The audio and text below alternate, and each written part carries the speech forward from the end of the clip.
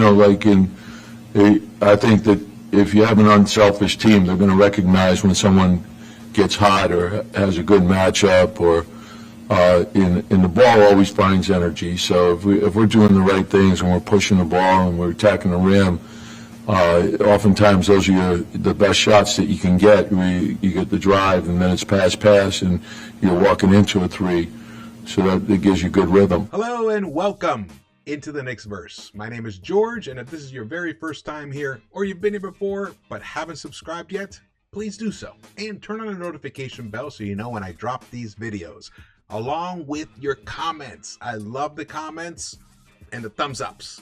Very much appreciated.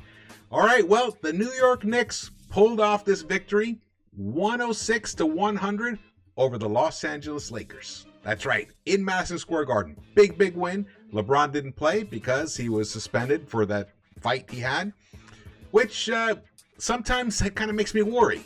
You know, when the Knicks, are they going to let their guard down? Are they going to let someone come into the arena and steal a win again? I mean, they did it twice to inferior teams.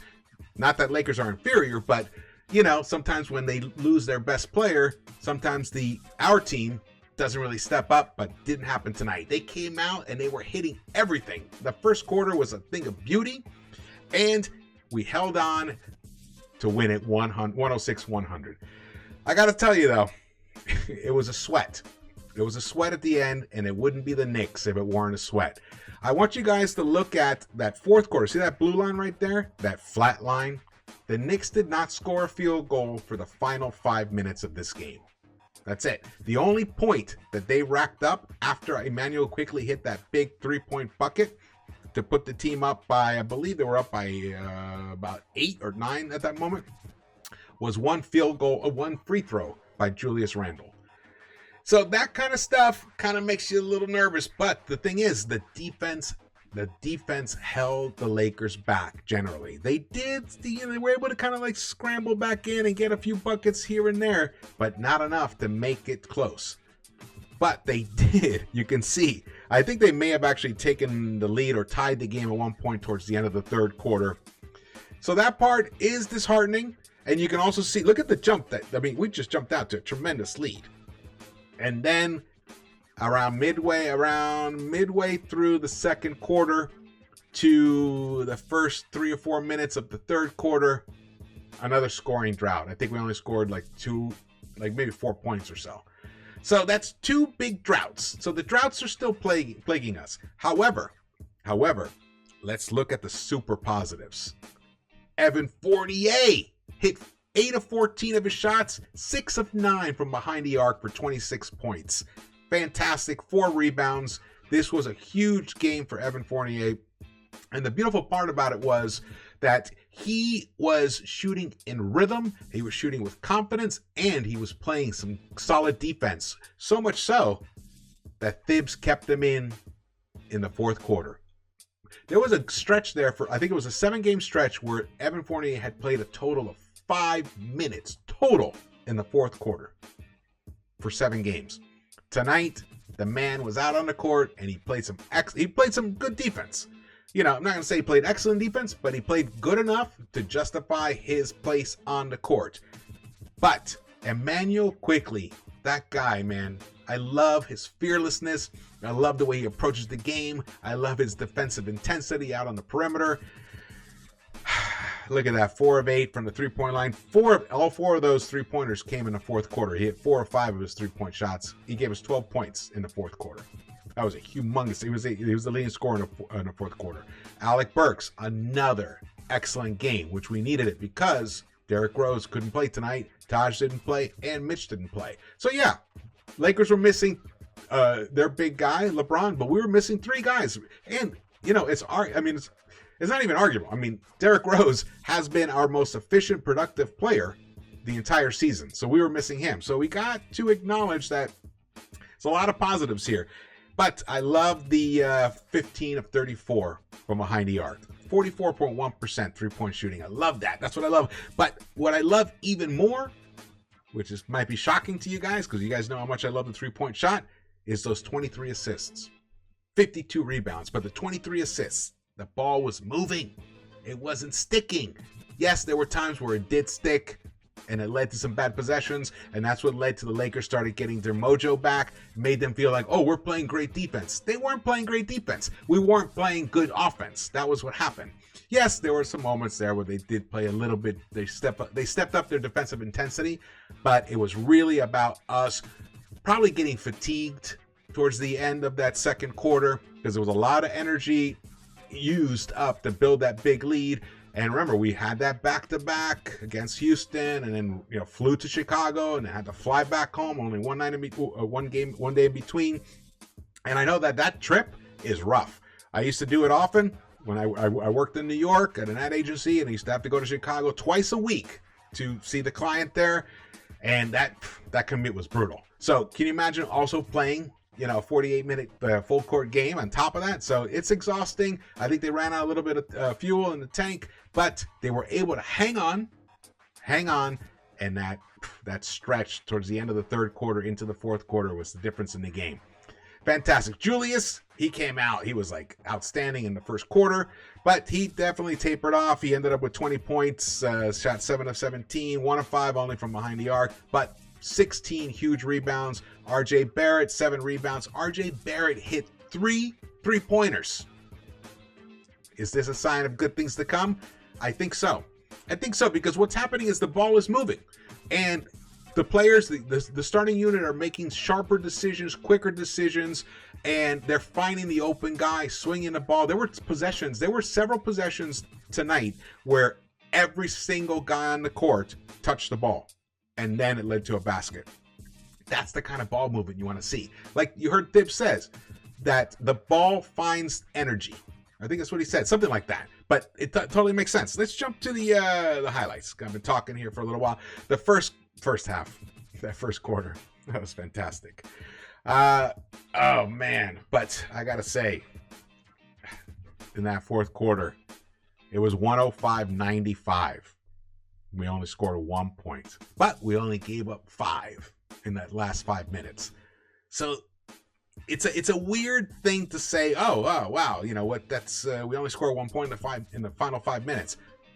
But only allowing 5 points in those final 5 minutes to a team who was desperately trying to come back and win this game, with some excellent shooters like Monk, Bradley, Melo was on the court. AD hit a big 3-pointer to spark that, kind of comeback. But even Russell Westbrook, who I believe had a triple-double, even he was able to hit a couple 3-pointers. But that's what happens when you leave guys wide open. So what can you expect when you leave them wide open? It's going to happen. This is a big game. We should be very excited by the results because we have a huge next few games coming up. Friday, we play the Suns. Phoenix in MSG.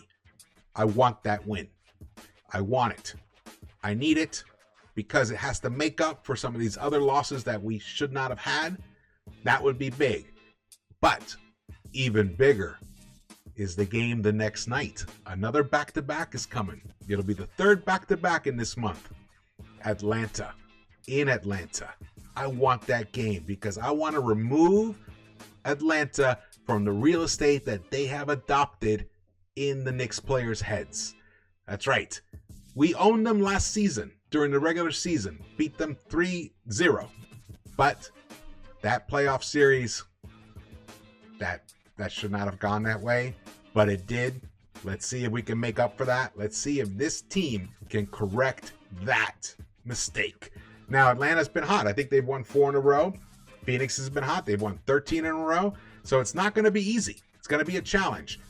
And then after that, the Knicks finish the month against the Brooklyn Nets in the Barclays Center. Then I think the next game after that is the Bulls. I think the Bulls come to town. So that's a really tough 4-game stretch. So winning tonight is humongous. The Knicks are now 10-8. Very proud of this team. But Fournier, let's talk about him a little bit. He had a very good game against the Houston Rockets. I was excited. I thought, maybe this might be the thing where he's going to wake up. And then he did not have a good game against the Bulls. but he came back tonight. So that's 2 out of the last 3 games. He's responded very well, but tonight's game was outstanding. So let's hope maybe this is like a new, you know how shooters are. And this guy is he is a sharpshooter. The guy is a bucket. Don't worry about Evan Fournier delivering on the offensive end. Worry about him on the defensive end. But tonight we saw that intensity. Like I said before, so much so that Thibs kept him out on the court for that fourth quarter. Thibs isn't going to waste minutes on a guy who's not going to deliver defensive intensity and defensive execution in crunch time. So that's a big, big sign of confidence. I think the whole first unit gained a lot of confidence today. Despite that drought in the third quarter, I think they did gain a lot of confidence, and I did not get to hear Randall's post game, but I saw a little message that popped up on Twitter. He said that it's been 18 games. It takes time. I think he's intimating that the chemistry is going to come, and when this offense starts clicking on all cylinders, basically what we saw in that first quarter is that could happen for an entire game. Because our bench, we have one of the best benches in the game. So if our starters start delivering offensively, we're going to get back to those 120, 25-point games, 130-point games. We're going to see that. It's going to happen. It's going to happen. I believe it. It's just taking time. And that, sometimes the teams lose their way. They start defaulting to bad habits. And now they're trying to shake off those bad habits, and I really appreciate, the way that they responded tonight, got to give them a big thumbs up. But we did let Westbrook get back in the game. That was disappointing. I wish we hadn't let that happen. You can't shut everybody down. That's for sure. That's one of the it's NBA. There's players everywhere. Let's look at some stats here. I want you guys, let's look at, here are the plus minus. This is something interesting here, so just bear in mind, even though Randall started out having a nice game, it didn't end that great for him. He ended up with a -2. Gave us 20 points, 16 rebounds, 5 assists, but a -2 in the plus minus. Plus minus don't lie. It can be, from game to game, it could be a little deceiving sometimes, but the ball was in his hands a majority of the time when he was on the court. So if you are the primary initiator of an offense and you end up with a plus minus, it's on you. So that could also be he tired a little bit, and the Lakers offense, their defensive scheme honed in on him a little more, try to make him work harder, and that worked. He should have responded a little quicker by spraying the ball out. But he did, in general. He just had moments where he got jammed up and didn't do it enough. RJ Barrett, 12 points. He finished a 0 in plus minus, even. That makes sense. That actually passes the eye test. Again, 7 rebounds to follow up with his 15 rebounds career high that he had the other night. So that's nice. Walker, he had, he had a decent game. He was the -3. He was in terms of plus minus the worst on the starters. So in that case, I wish he had been a little more productive, but he did come up with 5 assists. So that was really good. That's a positive. Nerlens gave his all-around defensive effort that he normally does. Gave him with 2 nice blocks.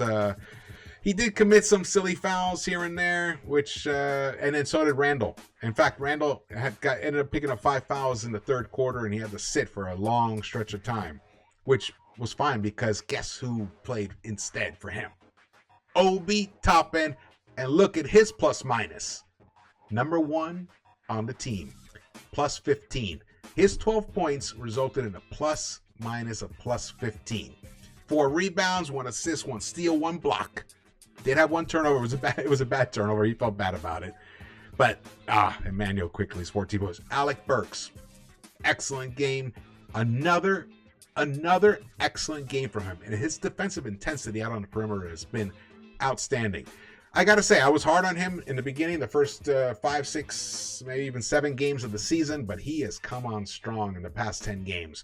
He's been one of the heroes of this squad. Absolutely. Man, you guys, let's look at the team stats here really quick. look, the Knicks put up 82 shots. Lakers got 91 shots, but look at the rebounds, 50 to 52. They did out-hustle us on the offensive glass. Well, they're big. They're tall. I mean, Anthony Davis is big. Dwight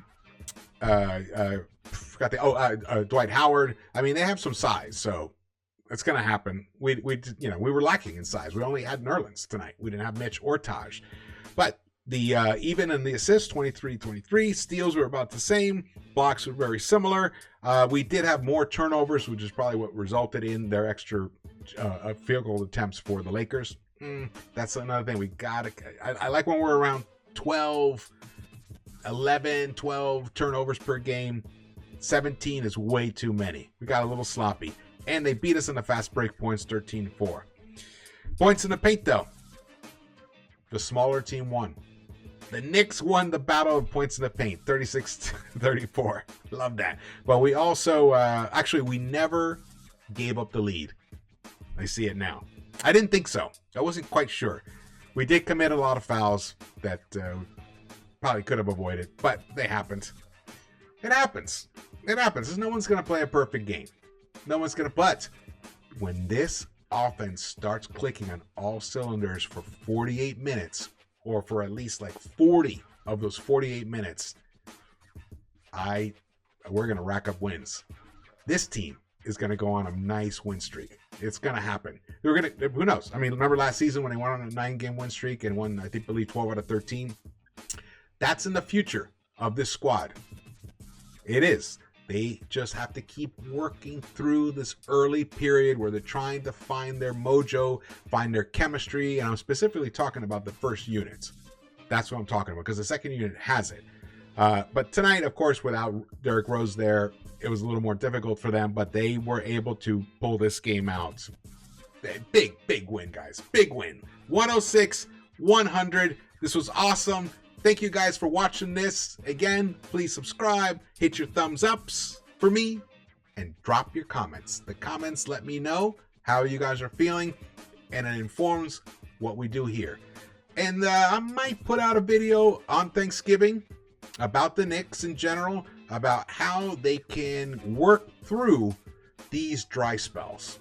I have some ideas. Stay tuned for that. And for Friday's game with Phoenix, we'll be back doing pregame with Keese, Sports Vibes TV.